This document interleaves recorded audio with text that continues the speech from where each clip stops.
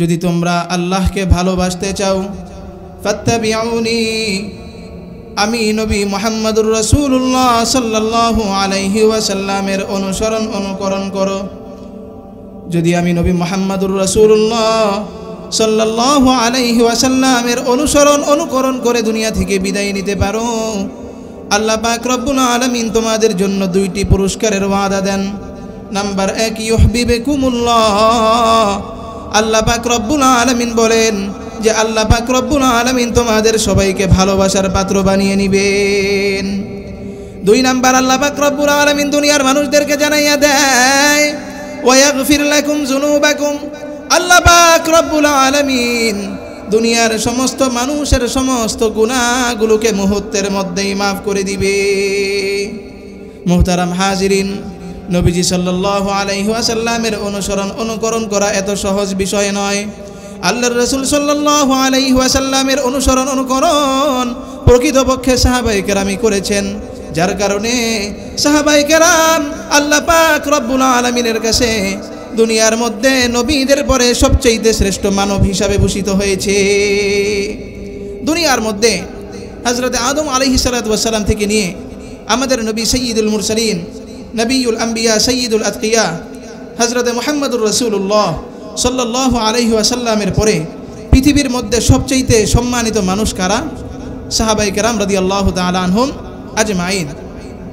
হযরত আব্দুল্লাহ ইবনে মুবারক রাহমাতুল্লাহি আলাইহিকে সাহাবায়ে কেরাম রাদিয়াল্লাহু তাআলা আনহুম সম্পর্কে জিজ্ঞাসা করা হয়েছিল। আব্দুল্লাহ ইবনে মুবারক রাহমাতুল্লাহি আলাইহিকে এক ব্যক্তি জিজ্ঞাসা করলেন, ওগো আব্দুল্লাহ ইবনে মুবারক, আমিরে মুআবিয়া রাদিয়াল্লাহু তাআলা আনহুকে ইসলামের পঞ্চম খলিফা বলা হয়, ওমর ইবনে আব্দুল আজিজকেও ইসলামের পঞ্চম খলিফা বলা হয়। ওমর ইবনে আব্দুল আজিজ এবং আমিরে মুআবিয়া রাদিয়াল্লাহু তাআলা আনহু, এই দুইজনের মধ্যে খলিফাতুল মুসলিমিন হিসাবে উত্তম কে?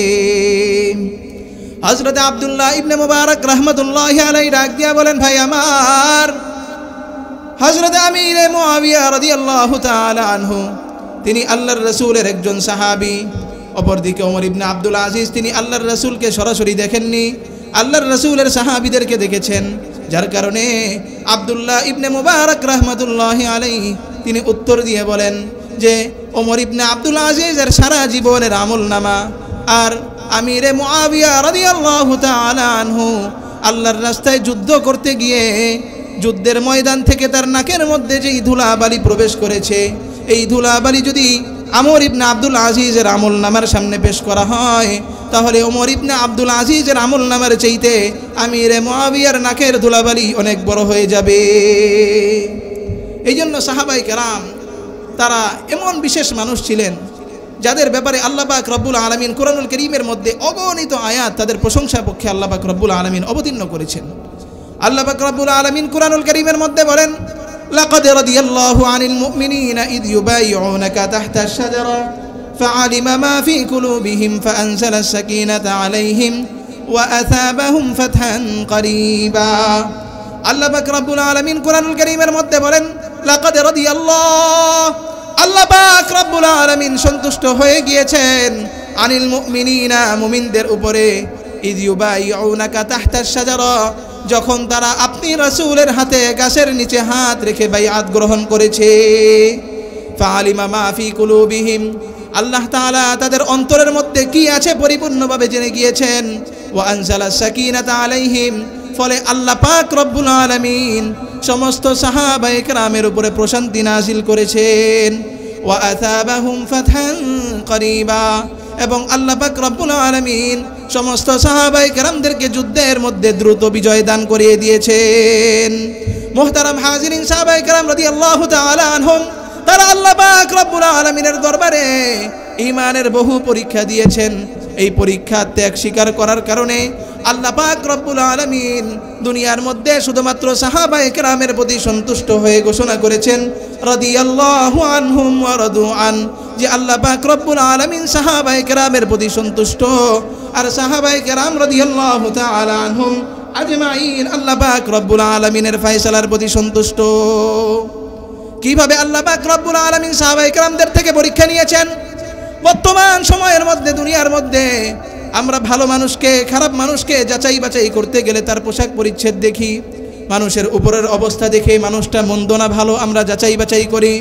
মানুষের চালচলন যদি ভালো হয়, মানুষের সাথে আচার ব্যবহার ভালো হয়, মানুষের সাথে লেনদেন যদি ভালো হয়, মানুষের সাথে চলাফেরার ক্ষেত্রে যদি তার পোশাক পরিচ্ছদ ভালো হয়, 5 ওয়াক্ত নামাজের মধ্যে যদি মসজিদে আমরা যেতে দেখি, কুরআনুল কারীমের তেলাওয়াত করতে দেখি, তাবলীগ জামাতের মধ্যে সময় লাগাইতে দেখি, বিভিন্ন ওয়াজ মাহফিলের মধ্যে গিয়ে বসে কুরআনুল কারীম শ্রবণ করতে দেখি, তাহলে আমরা সকলেই ওই মানুষটাকে ভালো মানুষ হওয়ার স্বীকৃতি প্রদান করি, ঠিক কিনা? আমরা সবাই কি করি তখন? ওই মানুষটাকে ভালো মানুষ হওয়ার স্বীকৃতি প্রদান করি। অথচ আল্লাহ পাক রব্বুল আলামিন সাহাবায়ে কেরামের উপরের অবস্থা দেখে কোনো ফয়সালা গ্রহণ করেননি, বরং আল্লাহ পাক রব্বুল আলামিন সাহাবায়ে কেরামের ভিতরের অবস্থা দেখে ফয়সালা গ্রহণ করেছেন।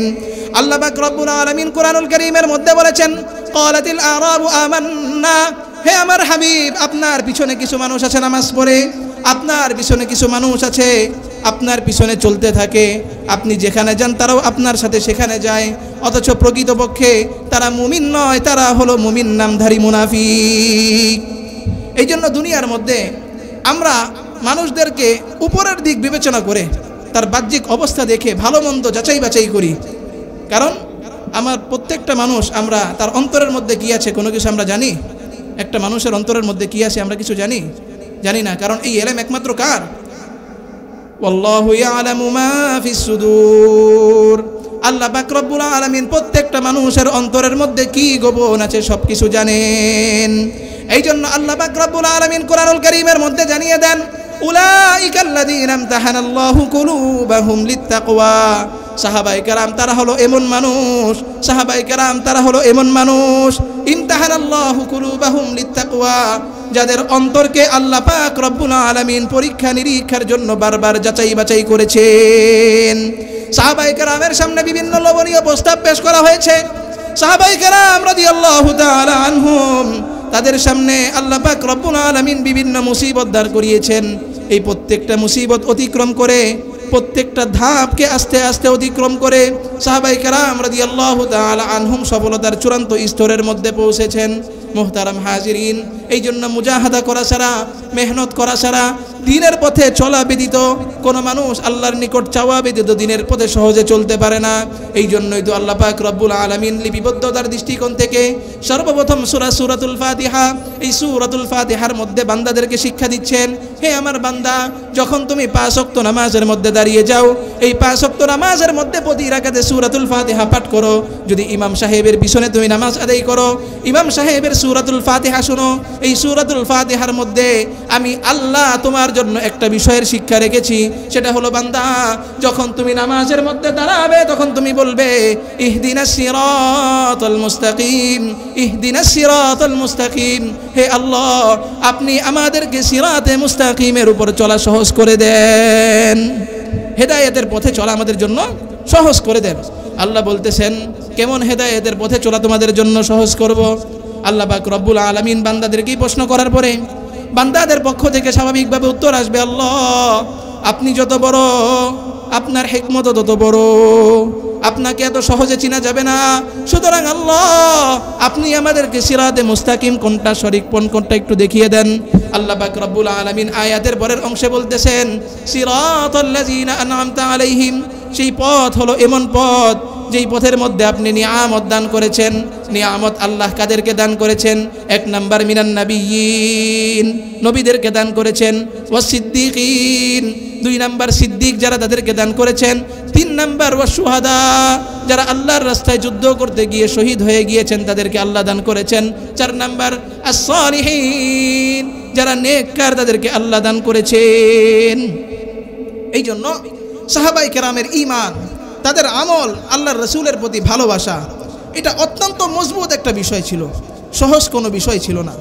আল্লাহর রাসূলকে সাহাবায়ে কেরাম কেমন মহব্বত করতেন, তাদের ঈমান কতটুকু মজবুত ছিল, বিভিন্ন ঘটনার মাধ্যমে আমরা উপলব্ধি করতে পারি। আল্লাহর রাসূল সাল্লাল্লাহু আলাইহি ওয়াসাল্লামের প্রসিদ্ধ সাহাবী হযরত ওমর ইবনুল খাত্তাব রাদিয়াল্লাহু তাআলা আনহু আল্লাহর রাসূল সাল্লাল্লাহু আলাইহি ওয়াসাল্লামের কাছে এসে বললেন, ইয়া রাসূলুল্লাহ, ইয়া হাবিবাল্লাহ, আপনি আমাকে কোনো নসিহত করুন। আল্লাহর রাসূল সাল্লাল্লাহু আলাইহি ওয়াসাল্লাম হযরত ওমর ইবনুল খাত্তাব রাদিয়াল্লাহু তাআলা আনহুকে নসিহত করে বললেন, হে ওমর, তুমি তোমার নিজের জন্য যা পছন্দ করো তোমার ভাইয়ের জন্য তা পছন্দ করো। হযরত ওমর ইবনুল খাত্তাব রাদিয়াল্লাহু তাআলা আনহু আল্লাহর রাসূলের দরবার ছেড়ে চলে গেলেন। পরের দিন যখন আল্লাহর রাসূলের দরবারে আসলেন, আল্লাহর রাসূলের দরবারে আসার পরে তিনি দেখেন আল্লাহর রাসূল সাল্লাল্লাহু আলাইহি ওয়াসাল্লাম সাহাবায়ে কেরামদেরকে উদ্দেশ্য করে বলছেন, লা ইউমিনু আহাদুকুম হাত্তা আকুনা আহাব্বা ইলাইহি মিন ওয়ালিদিহি ওয়া ওয়ালাদিহি ওয়ান নাসি আজমাইন।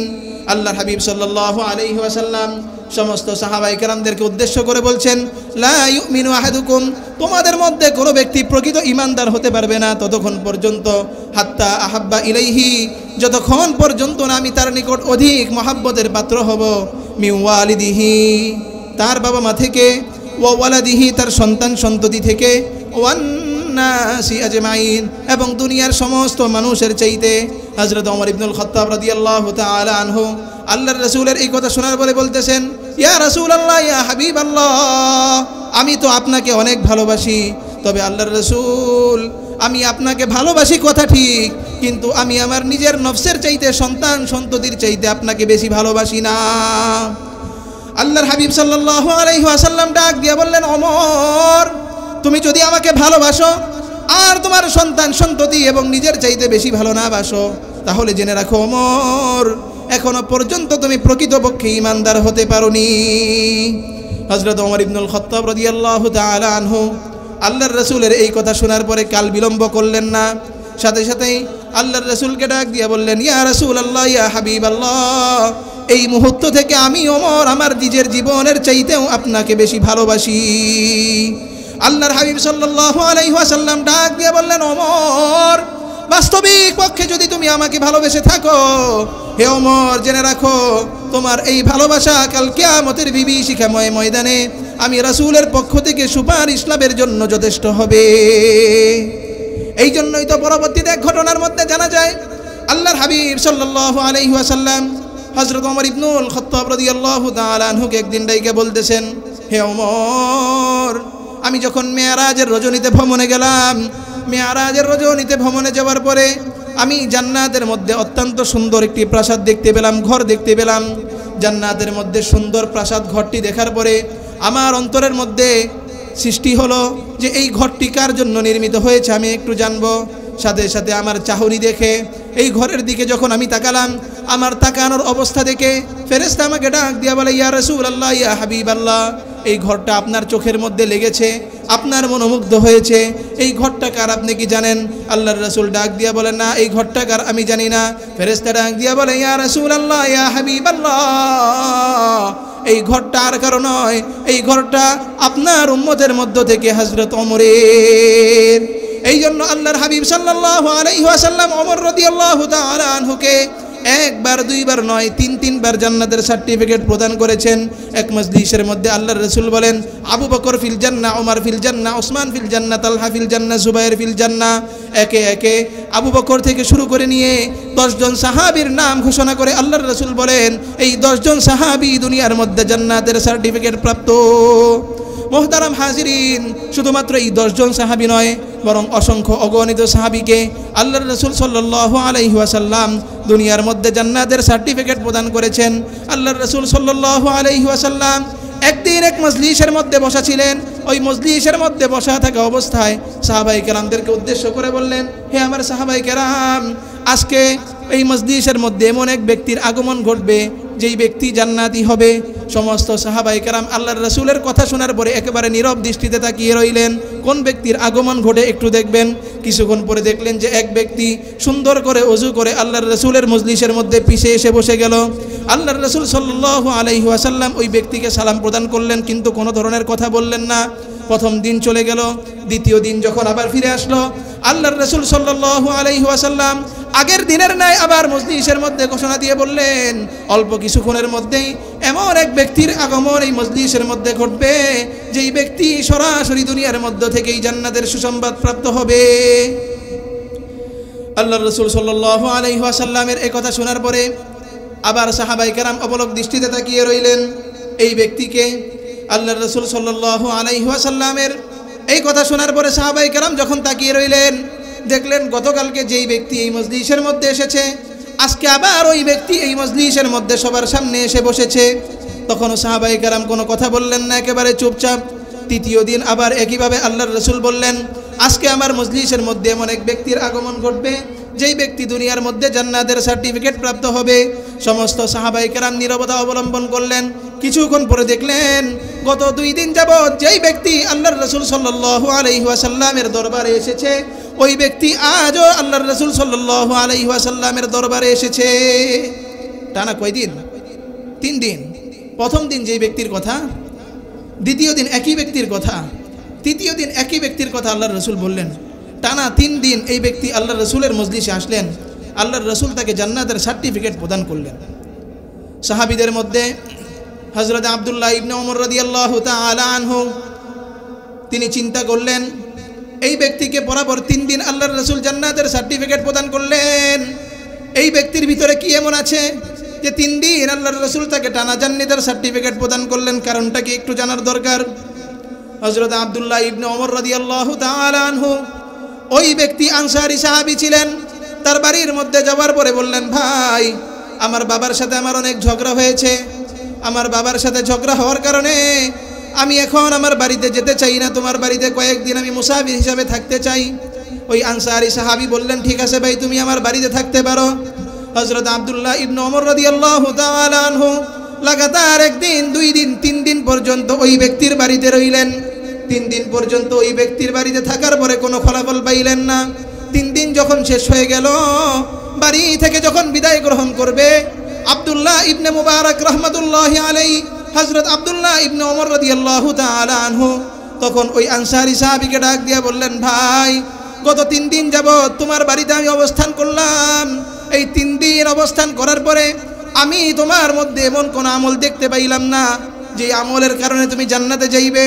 স্বাভাবিকভাবে আমিও নামাজ পড়ি, তুমিও নামাজ পড়লে, আমিও কোরআন তেলাওয়াত করি, তুমিও কোরআন তেলাওয়াত করলে, আমিও জিকির আজকার করি, তুমিও জিকির আজকার করলে, কিন্তু কেমন যেন এক অবস্থা, তুমি জান্নাতের মধ্যে যাওয়ার সার্টিফিকেট আল্লাহর রাসূলের পক্ষ থেকে পাইলে, আর আমি আব্দুল্লাহ ইবনে ওমর এখনো পর্যন্ত জান্নাতের সার্টিফিকেট পাইলাম না। হযরত আব্দুল্লাহ ইবনে ওমর রাদিয়াল্লাহু তাআলা আনহুর এই কথা শোনার পরে ওই সাহাবী ডাক দিয়া বলে, ভাই আব্দুল্লাহ, আমি আল্লাহর রাসূল সাল্লাল্লাহু আলাইহি ওয়াসাল্লামের পক্ষ থেকে জান্নাতের সার্টিফিকেট প্রাপ্ত হয়েছি। তুমি 3 দিন আমার সাথে এই ঘরের মধ্যে অবস্থান করেছো, বাকি এই 3 দিন অবস্থান করার মধ্যে 3 দিনের মধ্যে কোনো দিন তুমি আমার থেকে ভিন্ন কোনো আমল দেখোনি। আব্দুল্লাহ ইবনে মুবারক সহজ সরল মানুষ, তিনিও বলতে লাগলেন, ভাই বাস্তবিক কথা এটাই, 3 দিন রইলাম তোমার বাড়িতে, বাকি 3 দিন তোমার কাছ থেকে ভিন্ন কোনো আমল দেখলাম না, এর মানে কি? তখন ওই আনসারী সাহাবী আব্দুল্লাহ ইবনে মুবারককে বলতেছেন, আব্দুল্লাহ ইবনে ওমর রাদিয়াল্লাহু তাআলা আনহুকে বলতেছেন, ভাই তুমি যে 3 দিন আমার বাড়ির মধ্যে রয়েছো, আচ্ছা বলো দেখি এই 3 দিনের মধ্যে তুমি কি কোনোদিন আমারে কোনো গুনাহের কাজ করতে দেখছো? এই 3 দিন কোনোদিন তুমি কি আমাকে কোনো গুনাহের কাজ করতে দেখেছো? আব্দুল্লাহ ইবনে ওমর রাদিয়াল্লাহু তাআলা আনহু তখন বললেন, না, এই 3 দিন আমি তোমার বাড়িতে ছিলাম, বাকি এই 3 দিনের কোনো দিন আমি তোমাকে কোনো ধরনের গুনাহের কাজ করতে দেখিনি। আব্দুল্লাহ ইবনে ওমর রাদিয়াল্লাহু তাআলা আনহুর এই কথা শোনার পরে ওই সাহাবী ডাক দিয়ে বলে, ভাই আমার এই 3 দিন কোনো গুনাহের কাজ না করার কারণে, কোনো মানুষের গীবত না করার কারণে, কোনো মানুষের শিকায়াত না করার কারণে তুমি বুঝে নাও যে আমি যতদিন এইভাবে জীবন যাপন করতেছি ততদিন পর্যন্ত আমি মানুষের কোনো গীবত করি না, বদনাম করি না, অন্য কোনো মানুষের দোষ আমি তালাশ করি না, অন্য কোনো মানুষের পিছনে আমি লেগে থাকি না, অন্য কোনো মানুষের ক্ষতি সাধন করার চেষ্টা আমি করি না, অন্য কোনো মানুষের জমি অন্যায়ভাবে আমি দখল করি না। এই সমস্ত কারণে আল্লাহ পাক রব্বুল আলামিন আমার প্রতি সন্তুষ্ট হয়ে আল্লাহর রাসূলকে জানিয়ে দিয়েছেন যে আল্লাহর রাসূল সাল্লাল্লাহু আলাইহি ওয়াসাল্লাম যেন আমাকে জান্নাতের সার্টিফিকেট প্রদান করেন। আচ্ছা বলেন দেখি, এই যে ঘটনাটা বললাম, এই আনসারী সাহাবীকে আল্লাহ রাসূল জান্নাতের সার্টিফিকেট দিয়েছেন কিনা? এরপরে 10 জন সাহাবী যাদের কথা বললাম আল্লাহ রাসূল জান্নাতের সার্টিফিকেট দিয়েছেন কিনা? এখন এই জান্নাতের সার্টিফিকেট পাওয়া এটা কি শুধুমাত্র সাহাবায়ে কেরামদের সাথেই খাস? তারাই শুধু জান্নাতের সার্টিফিকেট দুনিয়ার মধ্যে পেয়েছেন, না আর কারো পাওয়ার সুযোগ আছে? আমরা জান্নাত চাই না? জান্নাত চাই কিনা সবাই? কে কে জান্নাত চাই একটু হাত উঠিয়ে দেখাই তো, ইনশাআল্লাহ সবাই চাই তো জান্নাত?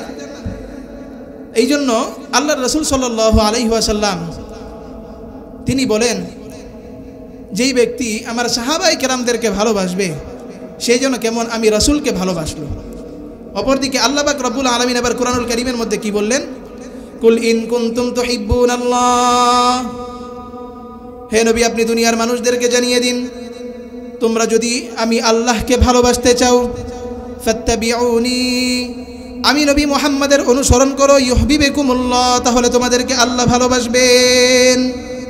কোরআনুল কারীমের আরেকটা আয়াতের মধ্যে 11 পারার 6 নম্বর পৃষ্ঠায় আল্লাহ পাক রব্বুল আলামিন বলতেছেন, ওয়াস-সাবিকুনাল আউয়ালুনা মিনাল মুহাজিরিনা ওয়াল আনসার ওয়াল্লাযীনা ইত্তাবাউহুম বিইহসান রাদিয়াল্লাহু আনহুম ওয়া রাদু আন।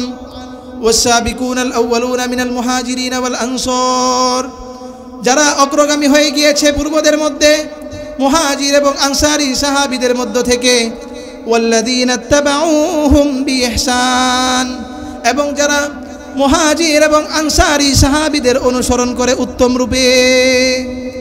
বর্তমান সময়ে কি কোনো সাহাবী আছে? সাহাবী কাকে বলে?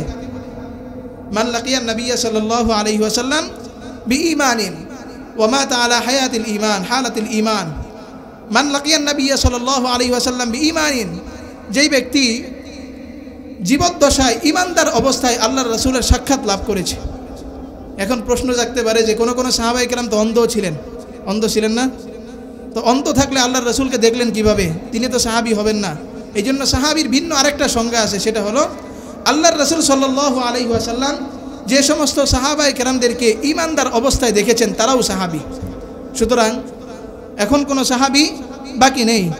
আল্লাহ পাক রব্বুল আলামিন কুরআনুল কারীমের মধ্যে বলতেছেন, ওয়াল্লাযীনা ইত্তাবাউহুম বিইহসান, যারা সাহাবায়ে কেরামের অনুকরণ করবে সুন্দর রূপে। সাহাবায়ে কেরামের অনুকরণ করবে কিভাবে? সুন্দর রূপে। আ'আদ্দাল্লাহু লাহুম জান্নাতিন তাজরি মিন তাহতিহাল আনহার, আল্লাহ পাক রব্বুল আলামিন তাদের জন্য জান্নাত নির্ধারণ করে রেখেছেন। কেমন জান্নাত? তাজরি মিন তাহতিহাল আনহার, যার তলদেশ দিয়ে নহর প্রবাহিত, নদী নালা প্রবাহিত। এক কথায় বাগান বাড়ি আল্লাহ পাক রব্বুল আলামিন প্রস্তুত করে রেখেছেন। বাগান বাড়ি বুঝেন? বাগান বাড়ি বলতে কি বোঝায় জানেন? আপনাদের এলাকার মধ্যে সবচেয়ে ধনী যে ব্যক্তি, ওই ব্যক্তিত্ব শুধুমাত্র এই মাগুরার মধ্যে বিল্ডিং থাকবে না, বরং মাগুরার বাহিরে ঢাকা শহরের গুলশান বনানী এলাকার মধ্যে একটা বিল্ডিং থাকবে। এমন ব্যক্তি সবচেয়ে ধনী হবে, ঠিক না? তো যেই ব্যক্তি সবচেয়ে ধনী হয়, ঢাকার যেই স্থানটা অত্যন্ত গুরুত্বপূর্ণ পয়েন্টে তার বিল্ডিং থাকবে, কোটি কোটি টাকার মালিক সে হবে। একটা পর্যায়ে গিয়ে সে চিন্তা করবে এমন একটা বাংলো তার হবে, যে বাংলোর ভিতরে নদী নালা থাকবে, সুইমিং পুল থাকবে, চতুর্দিক থেকে ফলের বাগান হবে, বিভিন্ন ফুলের বাগান হবে, একটা সৌন্দর্য মণ্ডিত দৃশ্য থাকবে। ঘরের মধ্যে যখন সে শোয়ার সাথে সাথে এই দৃষ্টিগুলো দেখলে অপলকভাবেই তার দৃষ্টি এদিকে নিবদ্ধ হবে, অন্তর জুড়িয়ে যাবে যে কোটিপতি সে এমন একটা ঘর চাই কিনা। আল্লাহ পাক রব্বুল আলামিন বলতেছেন, আ'আদ্দাল্লাহু লাহুম জান্নাতিন তাজরি মিন তাহতিহাল আনহার, আল্লাহ পাক রব্বুল আলামিন তাদের জন্য এমন একটি বাগান বাড়ি নির্ধারণ করবেন, যেই বাগান বাড়ির মধ্যে কোনো কিছুর অভাব থাকবে না। চাওয়ার সাথে সাথেই সমস্ত কিছু আল্লাহ তার মধ্যে ব্যবস্থা করে দিবেন। মুহতারাম হাজিরিন, এরকম জান্নাত আমরা চাই কিনা? এরকম জান্নাত চাইলে আমাদের কি করতে হবে? এক নাম্বার, আল্লাহর রাসূলের অনুকরণ করতে হবে। তা আল্লাহর রাসূলের অনুকরণ করব কিভাবে? যেইভাবে সাহাবায়ে কেরাম রাদিয়াল্লাহু তাআলা আনহুম অনুকরণ করেছে, ওইভাবে আমাদের কি করতে হবে? অনুকরণ করতে হবে। এর বাইরে অনুকরণ করার কোনো সুযোগ আমাদের নেই। এই জন্য এক নাম্বার আমাদের যে কাজ, সাহাবায়ে কেরাম আল্লাহর রাসূলের যে আমলগুলো করেছেন, এই আমলগুলো সাহাবায়ে কেরাম কীভাবে করেছেন ওইভাবে আমাদেরকে আমল করতে হবে। এই জন্য আল্লাহর রাসূল সাল্লাল্লাহু আলাইহি ওয়াসাল্লাম হাদিসের মধ্যে বলতেছেন, দুনিয়ার মধ্যে এমন কিছু মানুষ আছে যারা সাহাবায়ে কেরামদেরকে দেখতে পারে না, সাহাবায়ে কেরামদেরকে ভালোবাসে না, সাহাবায়ে কেরামদের বিরুদ্ধাচরণ করে। আল্লাহর রাসূল সাল্লাল্লাহু আলাইহি ওয়াসাল্লাম হাদিসের মধ্যে বলেন, মান সাব্বা আসহাবি ফাআলাইহি লানাতুল্লাহি ওয়াল মালাইকাতি ওয়ান নাসি আজমাইন, যেই ব্যক্তি আমার সাহাবায়ে কেরামদেরকে গালি দেয়, যেই ব্যক্তি আমার সাহাবায়ে কেরামদেরকে গালি দেয়, ফাআলাইহি লানাতুল্লাহ, ওই ব্যক্তির উপরে এক নম্বরে আল্লাহ তাআলার অভিশাপ, দুই নাম্বার ওয়াল মালাইকাতি ফেরেশতাদের অভিশাপ, ওয়ান নাসি আজমাইন দুনিয়ার সমস্ত মানুষের অভিশাপ তাদের উপরে পড়ে। এই জন্য সাহাবাই কেরামদের সমালোচনা যেই স্থানের মধ্যে হয় ওই স্থানের মধ্যে ইনশাআল্লাহ আমরা যাব না, সমালোচনাও শুনবো না ইনশাআল্লাহ। 2 নম্বর, আল্লাহ রাসূল সাল্লাল্লাহু আলাইহি ওয়াসাল্লাম হাদিসের মধ্যে বলতেছেন লা তাসুব্বু আসহাবি। আল্লাহ রাসূল সাল্লাল্লাহু আলাইহি ওয়াসাল্লাম দুনিয়ার মানুষদেরকে উদ্দেশ্য করছেন, মুমিন মুসলমানদেরকে উদ্দেশ্য করে বলতেছেন লা তাসুব্বু আসহাবি, আমার সাহাবাই কেরামদেরকে তোমরা গালিগালাজ করিও না। লাউ আনফাকা মিসলা উহুদিন যাহাবান, যদি তোমাদের মধ্য থেকে কেউ উহুদ পাহাড় পরিমাণ কোনো কিছু আল্লাহর রাস্তায় দান করে, তোমাদের মধ্য থেকে কেউ উহুদ পাহাড় পরিমাণ কোনো কিছু আল্লাহর রাস্তায় দান করে, মা বালাগা মুদ্দা আহাদিহিম, আল্লাহর রাসূল সাল্লাল্লাহু আলাইহি ওয়াসাল্লামের সাহাবীরা 2 হাত ভরে আল্লাহর রাস্তায় যা দান করেছেন ওই 2 হাত ভর্তি দানের সমপরিমাণ উহুদ পাহাড় হবে না। আপনি আমি উহুদ পাহাড় পরিমাণ দান করি না কেন, উহুদ পাহাড় পরিমাণ দানও যদি আল্লাহর রাস্তায় করে ফেলি, সাহাবাই কেরাম 2 হাত দিয়ে যেই পরিমাণ আল্লাহর রাস্তায় দান করেছেন এই দানের সমপর্যায়ে কখনো আমাদের দান হবে না। আল্লাহর রাসূল আলা বলতেছেন ওয়ালা নাসিফা, সাহাবাই কেরাম 1 হাত দিয়ে আল্লাহ পাক রব্বুল আলামিনের জন্য যে দান করেছেন এই 1 হাতের দানের সমপরিমাণ দান দুনিয়ার মানুষের দান হবে না। এই জন্য কোনো সাহাবাই কেরামের সমালোচনা করা যাবে না। যেই স্থানের মধ্যে সাহাবাই কেরামের সমালোচনা হয়, সাহাবাই কেরামদেরকে গালমন্দ করা হয়, ওই স্থানের মধ্যে আমরা কেউ বসবো না ইনশাআল্লাহ। আমাদের ইসলামিক ইতিহাসের মধ্যে আমিরে মুআবিয়া রাদিয়াল্লাহু তাআলা আনহুকে কিছু মানুষ গালিগালাজ করে কিনা? হযরত হুসাইন রাদিয়াল্লাহু তাআলা আনহুর শহীদ হওয়াকে কেন্দ্র করে আমিরে মুআবিয়া রাদিয়াল্লাহু তাআলা আনহুকে কিছু মানুষ গালিগালাজ করে আর বলে যে আমিরে মুআবিয়ার মতন একজন সাহাবী আল্লাহর রাসূলের নাতি হুসাইনকে কিভাবে হত্যা করলো, শহীদ করলো। অথচ বাস্তবতা হচ্ছে আমিরে মুআবিয়া তিনি তো হযরত হুসাইন রাদিয়াল্লাহু তাআলা আনহুকে হত্যা করেননি, বরং তার ছেলে ইয়াজিদ হযরত হুসাইন রাদিয়াল্লাহু তাআলা আনহুকে হত্যা করেছে। এই জন্য আমিরে মুআবিয়া রাদিয়াল্লাহু তাআলা আনহুর সন্তান ইয়াজিদকে আমরা যতবারই জালেম বলতে পারি, তার গালমন্দ করতে পারি, কিন্তু একজন জলিলুল কদর সাহাবী হযরত আমিরে মুআবিয়া রাদিয়াল্লাহু তাআলা আনহুর বিরুদ্ধে আমরা কোনো কথা বলতে পারি না। কারণ আমিরে মুআবিয়া রাদিয়াল্লাহু তাআলা আনহু তিনি ছিলেন কাতেবে ওয়াহি, আল্লাহর রাসূল সাল্লাল্লাহু আলাইহি ওয়াসাল্লামের ওহির লেখক। এই ওয়াসাল্লামের প্রতি আল্লাহ পাক রব্বুল আলামিন যে কোরআন অবতীর্ণ করেছেন এই কোরআন কয়েকজন সাহাবাই কেরাম লিপিবদ্ধ করতেন, যারা লিখে রাখতেন এই লেখকদের মধ্যে একজন ছিলেন হযরত আমিরে মুআবিয়া রাদিয়াল্লাহু তাআলা আন। আমিরে মুআবিয়া রাদিয়াল্লাহু তাআলা আনহুর বাবা ছিলেন হযরত আবু সুফিয়ান রাদিয়াল্লাহু তাআলা আনহু। আবু সুফিয়ান রাদিয়াল্লাহু তাআলা আনহু একদিন আমিরে মুআবিয়া রাদিয়াল্লাহু তাআলা আনহুর হাত ধরে আল্লাহর রাসূল সাল্লাল্লাহু আলাইহি ওয়াসাল্লামের দরবারে নিয়ে আসলেন। আনার পরে বলতেছেন ইয়া রাসূলুল্লাহ, ইয়া হাবিবাল্লাহ, আমার মনে অনেক আশা, আমার এই সন্তানকে আপনি আপনার ওহির ধারক বাহক বানাবেন, আপনার ওহির লেখক বানাবেন। আল্লাহর রাসূল সাল্লাল্লাহু আলাইহি ওয়াসাল্লাম বললেন ঠিক আছে, তোমার এই সন্তানের কথাকে আমি কবুল করলাম। মুহতারাম হাজিরিন, এই জন্য আমিরে মুআবিয়া তিনি ছিলেন ওহির লেখকদের একজন। তার মতন জলিলুল কদর সাহাবীর সমালোচনা করা আমাদের পক্ষে কোনো মানুষের পক্ষে মানায় না। এই জন্য ইনশাআল্লাহ আমরা একটা প্রতিজ্ঞা গ্রহণ করি যে সাহাবাই কেরামের সমালোচনা আমরা কখনো করব না ইনশাআল্লাহ। 2 নম্বর কথা, আমিরে মুআবিয়া রাদিয়াল্লাহু তাআলা আনহু তিনি ছিলেন নৌবহরের যে যুদ্ধটি সর্বপ্রথম ইসলামে সংগঠিত হয়েছে, এই নৌবহরের যুদ্ধের মধ্যে তিনি ছিলেন আমির এবং কমান্ডার। আল্লাহর রাসূল সাল্লাল্লাহু আলাইহি ওয়াসাল্লাম হাদিসের মধ্যে বলেন আমার উম্মতের মধ্য থেকে যেই দলটি সর্বপ্রথম নৌপথে যুদ্ধ করবে ওই দলটি সবাই হলো জান্নাতি। তো এই যে নৌবহরের যুদ্ধ হয়েছিল এই নৌবহর তৈরি করেছিলেন আমিরে মুআবিয়া রাদিয়াল্লাহু তাআলা আনহু। তিনি এই যুদ্ধের সামনে থেকে সেনাপতির ভূমিকা পালন করেছেন এবং মুসলমানদেরকে চূড়ান্ত বিজয় লাভ করেছেন। এই জন্য হযরত আমিরে মুআবিয়া রাদিয়াল্লাহু তাআলা আনহু আল্লাহর রাসূলের ভাষায় তিনি একজন জান্নাতি সাহাবী। সুতরাং আমিরে মুআবিয়া রাদিয়াল্লাহু তাআলা আনহুর সমালোচনা ইনশাআল্লাহ আমরা কেউ করব না। শুধু আমিরে মুআবিয়া রাদিয়াল্লাহু তাআলা আনহু নয়, বরং কোনো সাহাবায়ে কেরামের কোনো সমালোচনা আমরা করব না ইনশাআল্লাহ। আল্লাহ পাক রব্বুল আলামিন কুরআনুল কারীমের মধ্যে বলেছেন আল্লাহর ভালোবাসা পেতে হলে নবী মুহাম্মদুর রাসূলুল্লাহর অনুসরণ করতে হবে। আল্লাহর হাবিব সাল্লাল্লাহু আলাইহি ওয়াসাল্লাম হাদিসের মধ্যে বলেন মান আহাব্বা সুন্নতি ফাকাদ আহাব্বানি ওয়া মান আহাব্বানি কানা মাই ফিল জান্নাহ। মান আহাব্বা সুন্নতি, যেই ব্যক্তি আমার সুন্নতকে মহব্বত করলো, ফাকাদ আহাব্বানি, সে যেন আমি নবীকে মহব্বত করলো। ওয়া মান আহাব্বানি, আর যেই ব্যক্তি আমি নবীকে মহব্বত করলো, কানা মাই ফিল জান্নাহ, ওই ব্যক্তি আমি নবীর সাথে জান্নাতের মধ্যে থাকবে। এই জন্য আল্লাহর রাসূলের সুন্নতের অনুসরণ আমাদের করার দরকার আছে কিনা?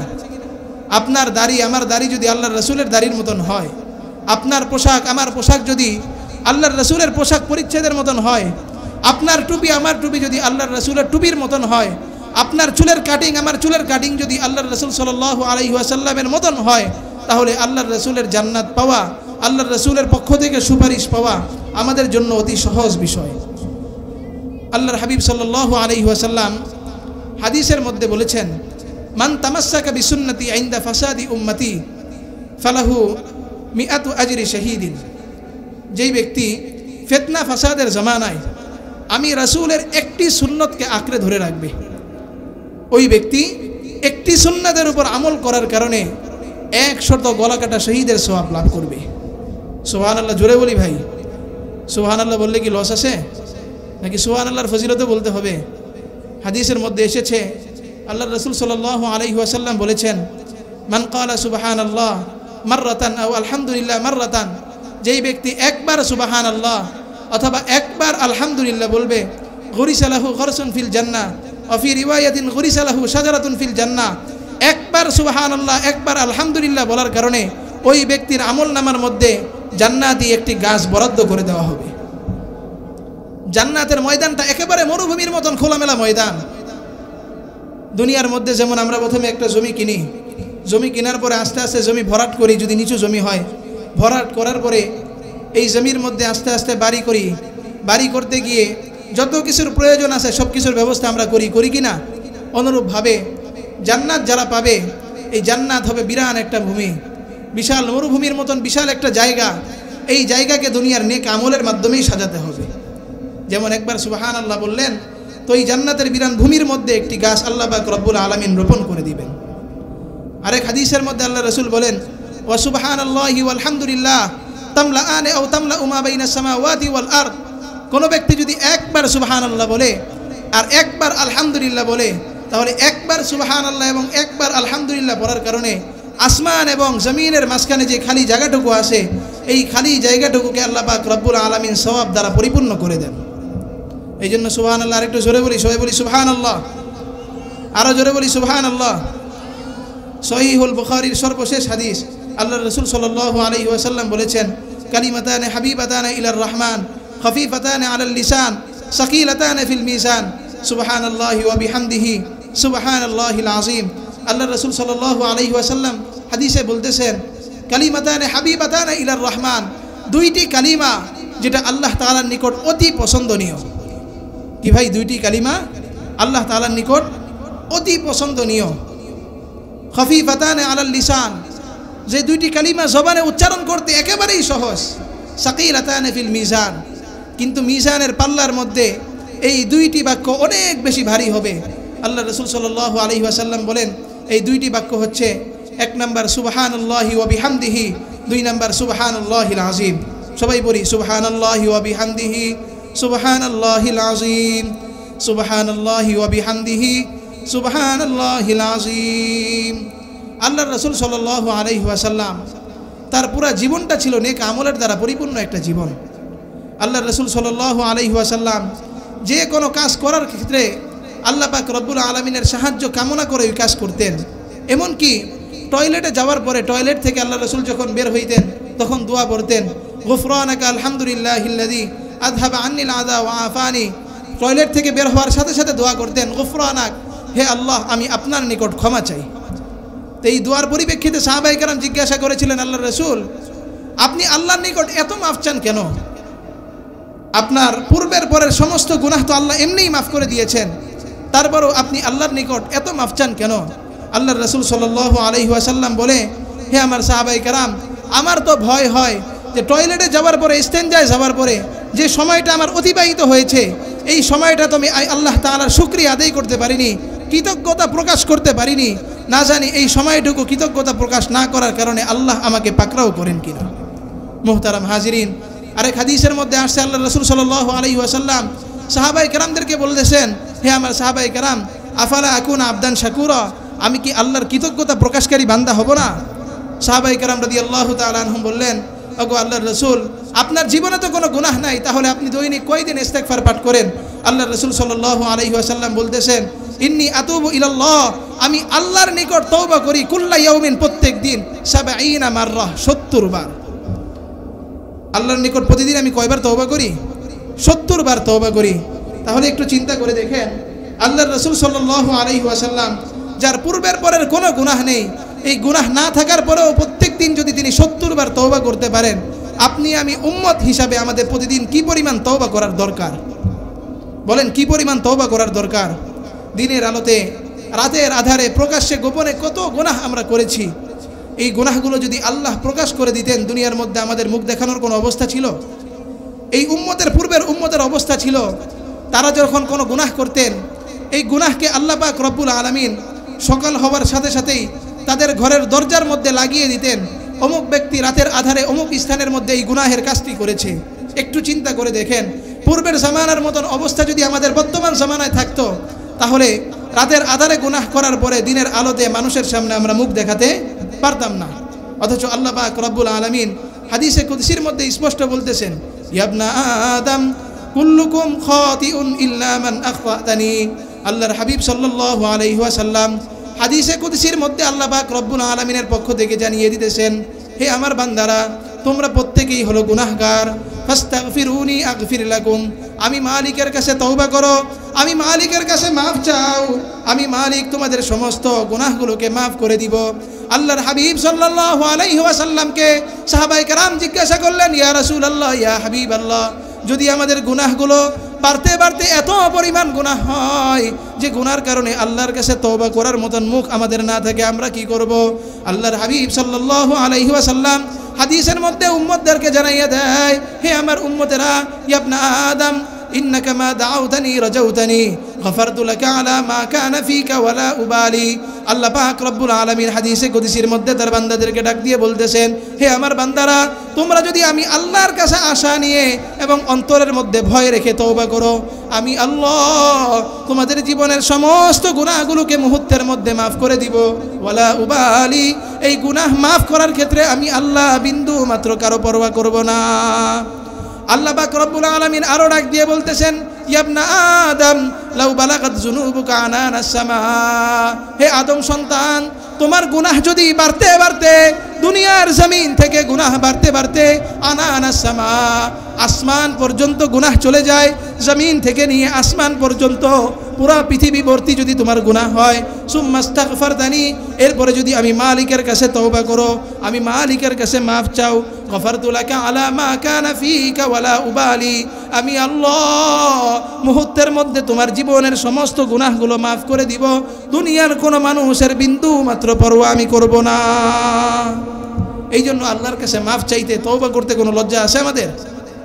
বলেন লজ্জা আছে?